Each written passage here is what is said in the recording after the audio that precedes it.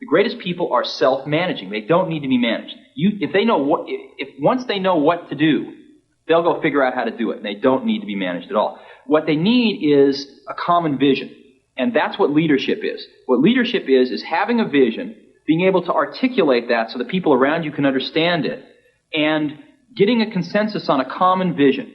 We wanted people that were insanely great at what they did, but we're not necessarily those seasoned professionals, but who had at the tips of their fingers and in their passion the latest understanding of where technology was and what we could do with that technology, and who wanted to bring that to lots of people. So the neatest thing that happens is when you get a core group of 10 great people, it becomes self-policing as to who they let into that group.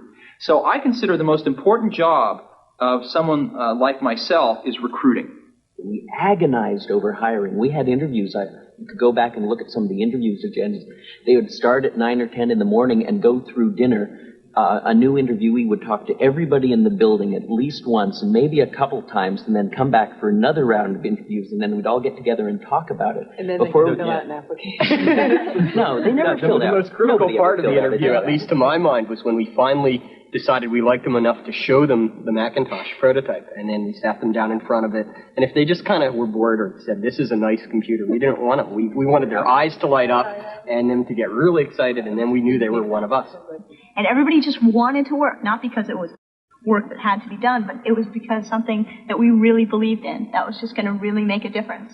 And that's what kept the whole thing going. We all wanted exactly the same thing, and instead of spending our time arguing about what the computer should be, we all knew what the computer should be, and we just went and did it. We went through that stage in Apple where we went out and we thought, oh, we're going to be a big company, let's hire professional management. We went out and hired a bunch of professional management. It didn't work at all. Most of them were bozos. They knew how to manage, but they didn't know how to do anything. And so if you're a great person, why do you want to work for somebody you can't learn anything from? And you know what's interesting? You know who the best managers are? They're the great individual contributors who never, ever want to be a manager, but decide they have to be a manager because no one else is going to be able to do as good a job as them. After hiring 2 professional managers from outside the company and firing them both, Jobs gambled on Debbie Coleman, a member of the Macintosh team. 32 years old, an English literature major with an MBA from Stanford, Debbie was a financial manager with no experience in manufacturing. I mean, there's no way in the world anybody else would give me this chance to run this kind of operation. And I don't kid myself about that. This is an incredible high risk, both for myself personally and professionally, and for Apple as a company, to put a person like myself in this job. I mean, they're really betting on a lot of things. We're betting that my skills at organizational effectiveness, override all those, lack of technology, lack of experience, lack of, time in manufacturing.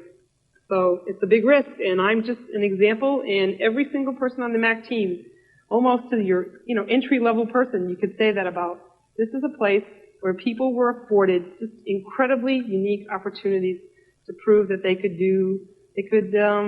write the book again. Inscribed inside the casing of every Macintosh, unseen by the consumer, are the signatures of the whole team. This is Apple's way of affirming that their latest innovation is a product of the individuals who created it, not the corporation.